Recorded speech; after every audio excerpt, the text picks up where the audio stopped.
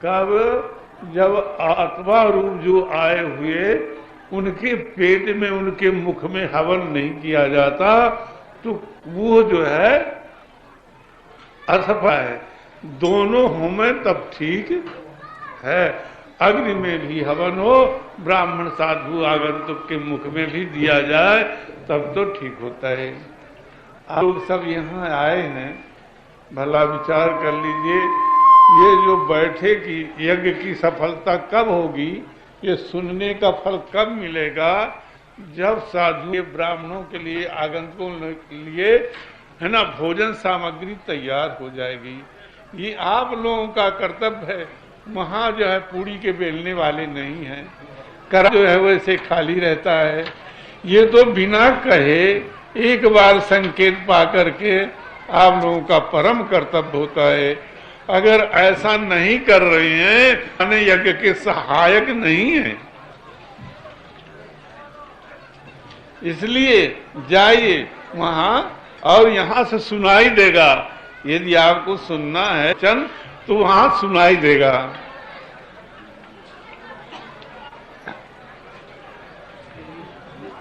राम जी महाराज की जय, श्री हनुमान महाराज की जय, सब संत भगवान की जय। राम पाहि माम सीता राम पाहि माम, राम पाहि माम सीता राम पाहि माम, राम पाहि माम सीता राम पाहि माम। ओ राम पाहि माम सीता राम पाहि माम, राम पाहि माम सीता राम पाहि माम, राम पाहि माम सीता राम पाहि माम। ओ राम पाहि माम सीता राम पाहि माम, ओ राम पाहि माम सीता राम पाहि माम, ओ राम पाहि माम सीता राम पाहि माम, राम पाहि माम सीता राम पाहि माम, राम पाहि माम सीता राम पाहि माम, राम पाहि माम सीता राम पाहि माम, राम पाहि माम सीता राम पाहि माम। श्री सीताराम जी महाराज की जय, श्री हनुमान जी महाराज की जय, सब संत भगवान की जय। जय सीताराम। भैया प्रबंधकर्ता लोग, ये बालक भगवान इधर बहुत हल्ला कर रहे हैं, सबको खड़े हो जाना चाहिए जहां तहां, जिससे कि शोर न हो। अगर शोर होगा तो आप लोगों के पल्ले कुछ नहीं पड़ेगा।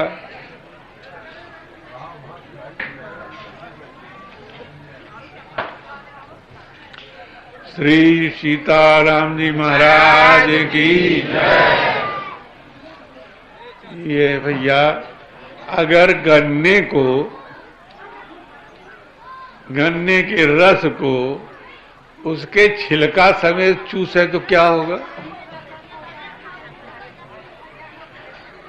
उसको छिलका को अलग न करके और गन्ना जो है दांते में दबा करके चूसा जाए तो क्या होगा?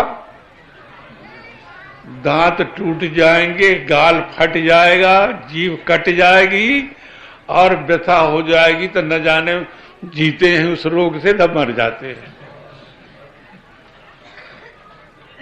इसलिए गन्ने के छिलके को उतार देना और चूसना।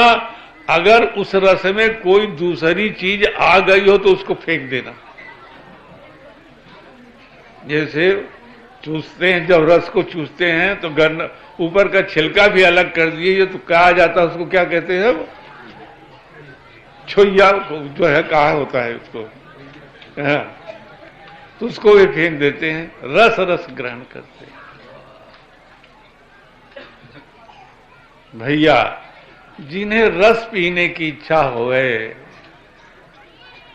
जिन्हें रस पीने की इच्छा होवे, चाहे स्त्री हो, चाहे पुरुष हो, चाहे बालक हो, चाहे वृद्ध हो, चाहे ब्राह्मण, क्षत्रिय, वैश्य, शूद्र, अंतज, कोई भी हो, अगर रस पीना है तो अपने को देह से अलग कर दे, है ना। ये देह क्या है, ये देह उतने काम का है कि रस को सुरक्षित रखे।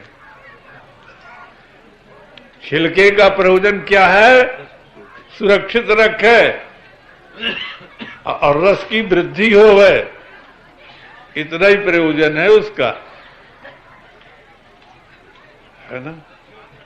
देह का प्रयोजन मात्र भगवत प्राप्ति, और देह के द्वारा, साधन के द्वारा, भजन के द्वारा रस में वृद्धि हो गए, इतना ही प्रयोजन है देह का।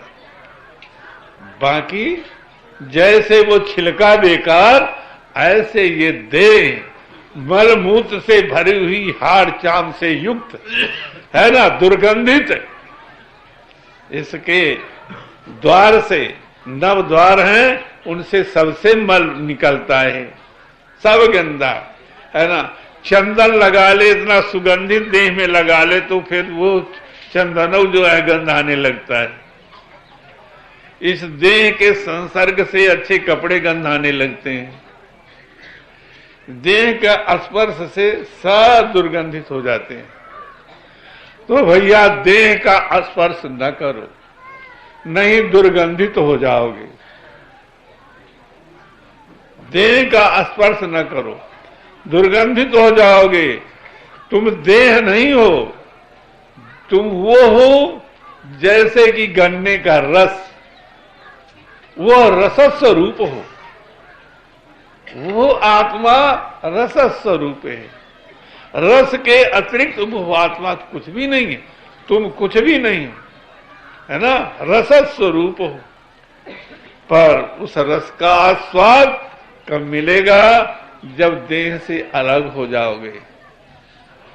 बुद्धि में यह बैठ जाए अच्छी तरह से कि ये देह अलग है और हम अलग हैं, छिलका अलग है और रस अलग है। बादाम के ऊपरी आवरण वो जो है अलग है और मींगी अलग है, समझ गए। तो इस प्रकार से जब ये समझ में आ जाए तब साधन शुरू होता है। भैया क्या रस पाने को इच्छा नहीं होती है? हमारे अधिकारी जी से पूछिए तो रस के बड़े गन्ना के प्रेमी हैं, बहुत गन्ना के प्रेमी हैं, है ना, पर छिलका को अलग करके ही पाते हैं। अधिकारी हैं इसलिए, किसके? रस के अधिकारी हैं, इसलिए गन्ने के छिलकों को फेंक देते हैं। इसी प्रकार से उस भगवत रस के जो अधिकारी हो, वो इस जो है छिलके को, है ना, ऊपरी आवरण को नहीं, देह के संबंध को छोड़ दें, देह के संबंध को छोड़ दे, तब घटा घट रस पीने को मिलेगा और रस के अतिरिक्त आप ही नहीं रह जाए। समझ गए भैया? इसलिए इस देह के आवरण से अलग हो जाओ, अलग हो। तीन काल में कोई आपको और देह को मिला नहीं सकता है, पर इतनी भूल, इतनी अज्ञता, इतनी मूर्खता हो कि वो देह को आत्मा मान करके बैठे हो, आत्मा की सुधा ही नहीं। जितना व्यापार करते हो, क्या भैया देह के खाने पीने के लिए रोजगार करना, नौकरी करना, चाकरी करना, और भी धर्म कर्म इत्यादि करना, है ना, लड़के बच्चे का पालन करना, जितने भी जप जोग तप त्याग जो भी कुछ करते हो वो सब किसके लिए करते हो? देह के सुख के लिए। हमारे लड़का नहीं होता, भाई रामाचा कर लें, हरवंश पुराण सुन लें, ये धर्म कर्म क्या है? संसार को बढ़ाने के लिए है ना। हमारे रोग हैं, हम कुछ भाई ऐसा अनुष्ठान करें जिससे रोग दूर हो जाए, तो किसके लिए है? देह बढ़ाने के लिए है। खूब भोग सामग्री हमारे इकट्ठा हो जाएगी। जितना व्यापार करते हैं ब्रह्मलोक तक के सुख के लिए या स्वर्ग सुख के लिए, तो सब क्या करते हैं? ये देह में स्थित है और सारा व्यापार आप देह के ही लिए कर रहे हैं, है ना। आत्मा के लिए कुछ नहीं कर रहे हैं, अपने लिए कुछ भी नहीं, चाहे धर्म हो चाहे पाप हो, जो कुछ भी करते हो किसके लिए? इंद्र इंद्रासन में है तो किसके लिए करता है? अपने देह के लिए। समझ गए? तो बड़े से बड़े पद में लोग क्या करते हैं? तो उनको जो है देह ही की प्राप्ति होती है। भैया देखो, इंद्र अब नहीं रहेंगे इस मनवंतर में, बलि इंद्र होंगे, हटा दिए जाएंगे, तब दुख लगेगा। एक बार जब दैत्यों ने बलि को, वो देवताओं ने बलि को हरा दिया, तो बलि जाकर के गदहा के रूप में जाकर के विचरते थे, जिसे इंद्र जानने न पावे, इंद्र हमको पा न पावे। तो यानी कि इंद्र और बलि ऐसे जो महापुरुष होते हुए भी कहा, ये किसके लिए? अपने देह रक्षा के लिए गधा के शरीर में। तो जितना व्यापार है किसके लिए है? बहुत करोगे तो स्वर्ग जाओगे, और क्या करोगे? और स्वर्ग से गिरा दिए जाओगे। इंद्र तो स्वर्ग का अधिपति है, उनमें काम देखिए, अल्लाह के पास में जाना, गिरा दिया। हाड़ चाम के प्रेमी हुए कि नहीं? कि आत्मा के, है ना। कितनी दुर्दशाएं, ऋषि मुनि कोई तपस्या करे तो वहां से विघ्न मचाना, कि किसके लिए है? हमारा राज बना रहा है, क्या इन नेता से कमती हैं, हमारी कुर्सी बनी रहा है ना। तो भैया हो, जब तक देह में स्थित हो तो आत्मा का स्पर्श नहीं होगा, रस का स्पर्श नहीं होगा, आनंद का स्पर्श नहीं होगा। निश्चय करके यह बात सही मानो। तो जिन्हें आनंद पाने की इच्छा है, आनंद का क्या स्वरूप है अभी क्या जाने संसार में। संसारी लोग जो है, हम लोग संसारी जो है, जो संसार में है उनको नहीं जानते। संसार में रहते हुए जो आनंद को समझता है वो फिर गूंगे का स्वाद, है ना, वो कह नहीं पाता है ना। जितना आनंद, वो आनंद क्या है? इस सुख से जो स्त्री, लड़का, धन संपत्ति, भोग विलास से जो सुख होता है, ये तो वो सुख है कि बढ़िया सुंदर जो दूध है, गोग्र श्याम गऊ का, उसमें सुंदर बढ़िया मसाला डाल करके और सुंदर मीठा डाल करके, बादाम छुहारा देख करके, और वो मीठा है पिए, और जो कांजी को पीते सरा माठा, तो सरा माठा का जितना अंतर है और वो दूध का, सरे माठे में कांजी में क्या स्वाद आएगा? नहीं आएगा। इसी प्रकार से देह में आसक्त सरा माठा कांजी है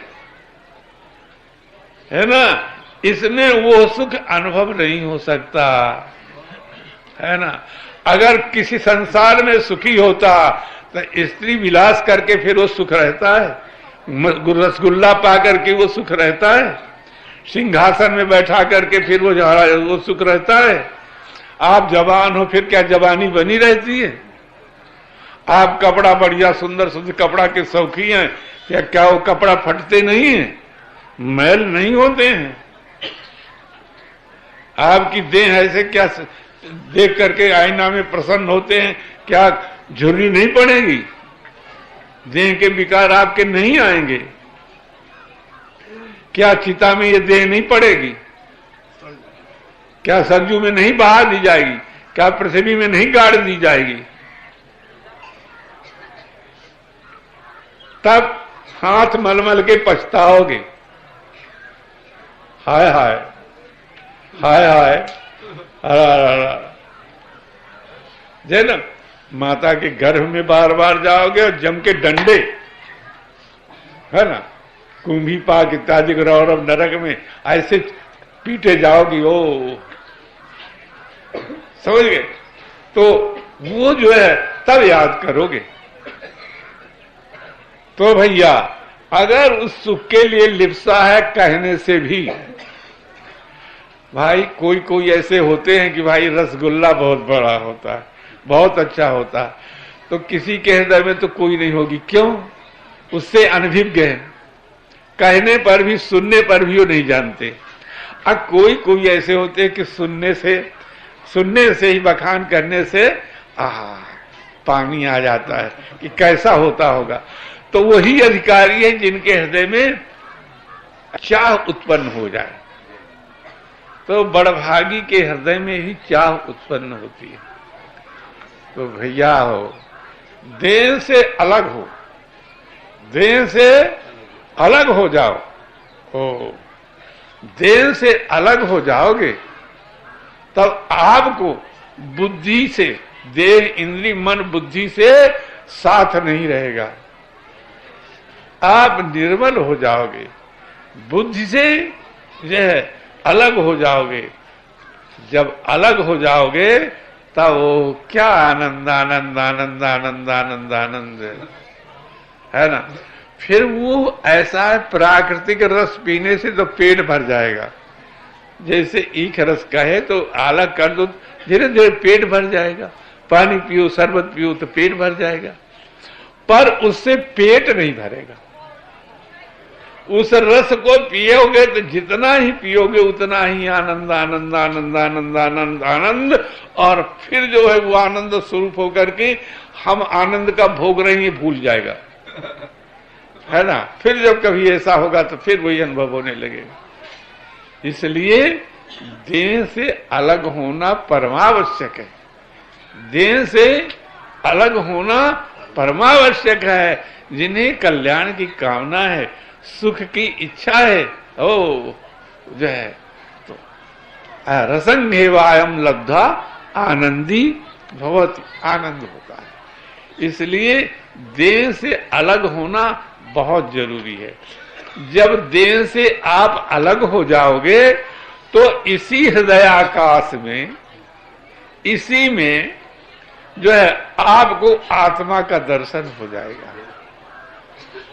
ये और जब आत्मा का दर्शन हो जाएगा तो वही ज्ञानात्म दर्शन से हो जाएगा कि परब्रह्म, वही जो है परब्रह्म परमात्मा अपने हृदयाकाश में उपस्थित है।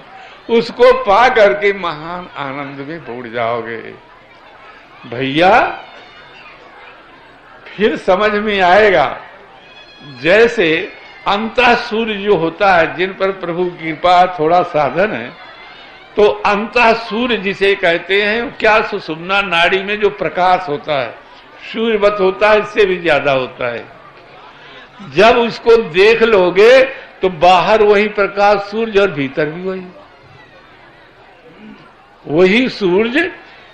आंख खोलते हैं तो दिखाई देता है, और वही सूर्य आंख मूंद लेते हैं तो यहां प्रकाश मूर्धना ज्योति भी दिखाई देता। तो बाहर वही और भीतर वही। जब ऐसा ज्ञान होगा तो वही हृदय में आनंद ब्रह्म हो और वही बाहर। आपकी दृष्टि का चश्मा बदल जाएगा, तो आप आनंद आनंद आनंद आनंद आनंद बन गए। केवल कहने की बात नहीं, आप लोग रामायण कहते हैं, सुतीक्षण जी देखने के लिए चले, किनको? ब्रह्म परमात्मा राम जी महाराज आए तो गाते बीते नाचते चले दर्शन करने के लिए। ऐसी स्थिति आ गई, देखेंगे देखेंगे, देखे नहीं तो देखेंगे नहीं तो उस आत्मा का चिंतन, परमात्मा का चिंतन करते रहे तो देह भूल गई, देह भूल गई, बैठ गए। जब भूल गई तो कौन चले? वही बैठ गए।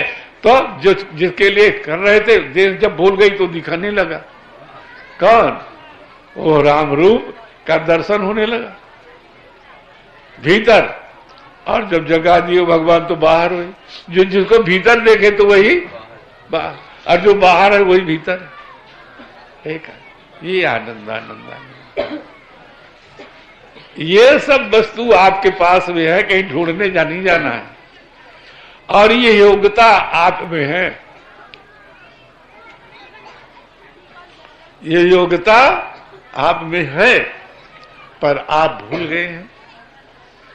उस योग्यता का काम नहीं लेते, है ना। सबके पास में छुरा है, बाल बनाने की उसमें योग्यता है, पड़ा है, मूर्छा लग गया है, किस काम में आएगा? कुछ नहीं, कुछ नहीं। एक दिन घूरे में फेंक दिया जाएगा। ऐसे समझ लो, सब कोई एक दिन घूरे में फेंके जाओगे। अगर ये आपको ये वार्ता अच्छी न लगी और इसमें नहीं जुटे तो जो है घूरे में फेंके जाओगे। 84 लाख भटकते भटकते दम लग जाएगी, दुख का अंत न होगा। मल के कीड़े बने हुए जो है सो दुर्गंधित वासना में पड़े रहोगे। इसलिए उस आत्मा को देखो, उसको ढूंढो। आत्मा वारे द्रष्टव्य। अरे आत्मा को देखो, उसके लिए क्या करना चाहिए? श्रोतव्य, सुनो पहले उसको सदगुरुओं से। अब जो सुने हो उसको अन्वेषितव्य, मंतव्य इत्यादि करो तो वो मिल जाएगा। नाच उठोगे कि मैंने पा गया, आहा मिल गया मिल गया मिल गया मिल गया। तो को है मैं कहा नहीं सूझा, कैसे आया?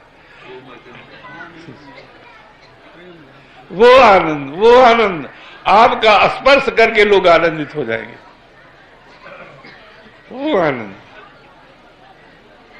भैया, इस आनंद की लालच नहीं लगती।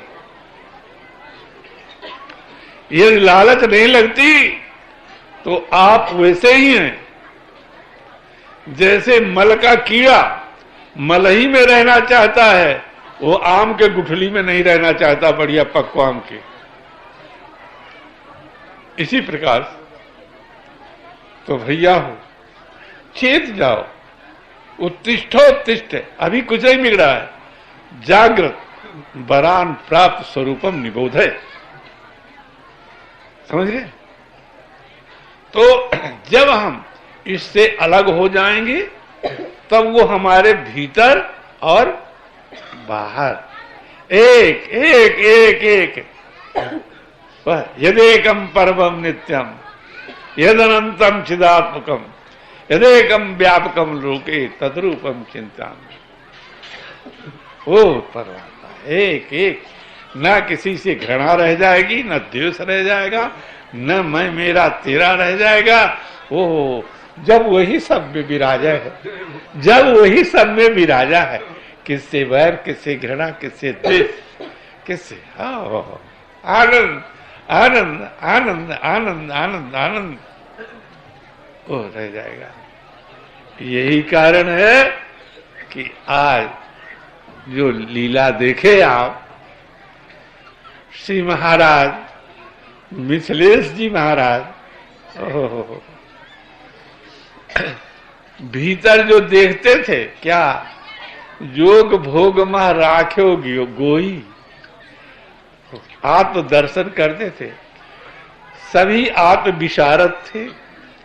निमंसी एते वह मैथिला राजन आत्म विद्या विशारदा।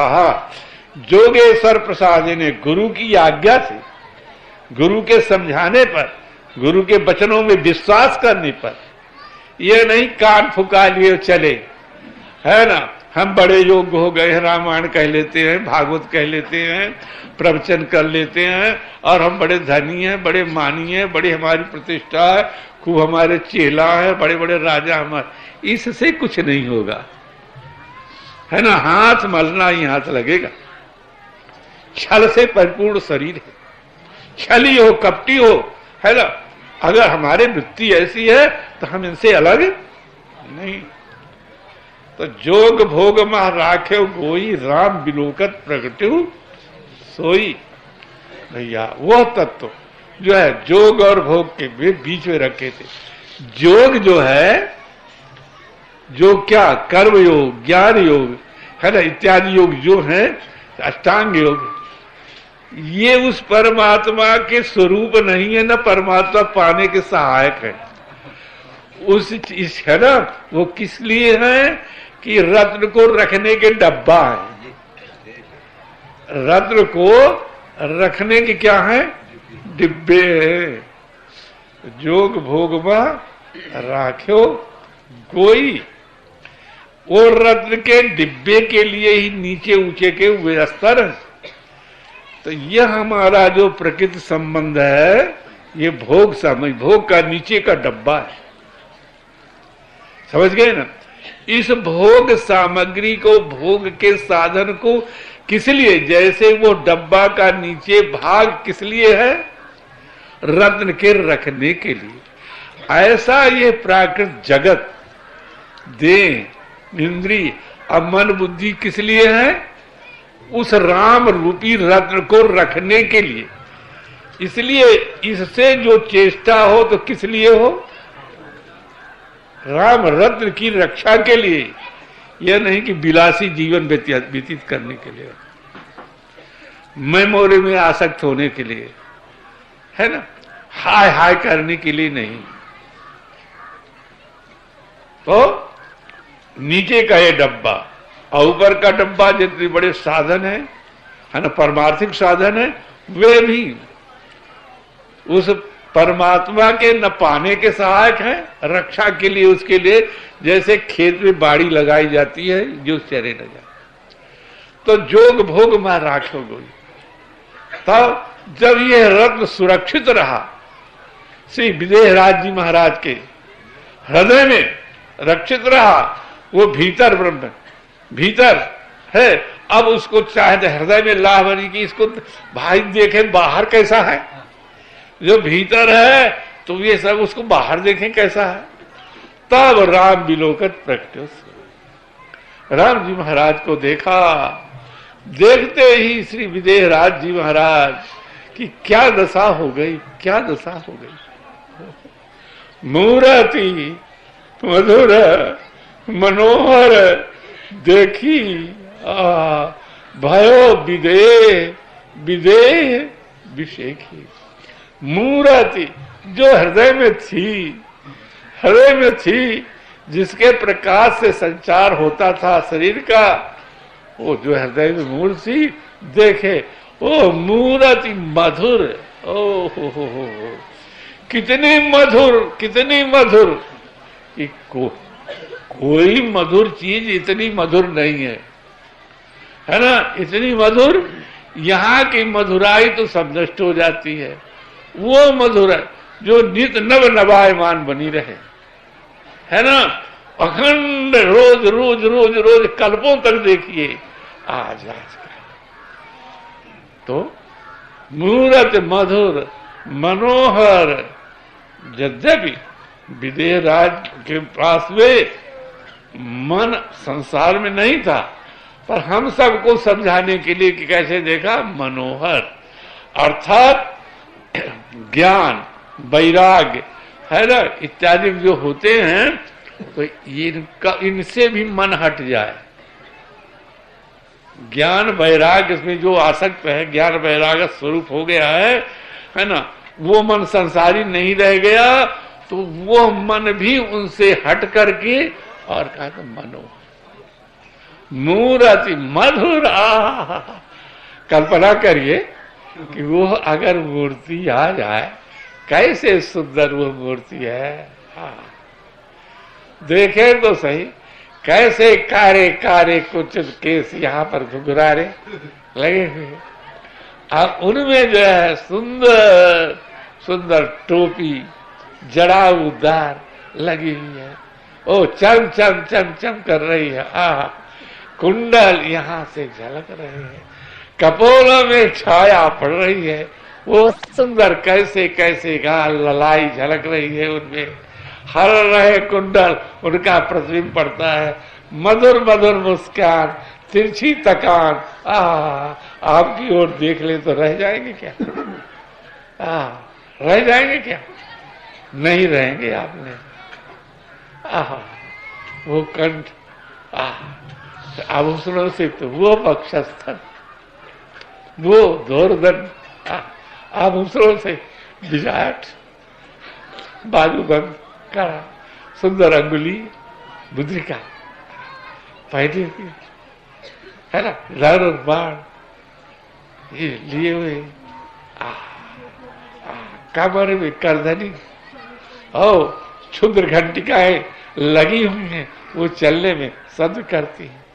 वो जो है पीतांबर धारण किए हैं, उस पीतांबर के ऊपर वह उनके नितंबों की झलक, वहां की सुंदरता, वहां का तेज फूट फूट करके और पीतांबर के ऊपर से निकलता है। वो पाद पीठ सुंदर श्याम वर्ण का, पाद तल लाल वर्ण का, सुंदर कैसे कैसे नूपुर को धारण किए हुए, कैसे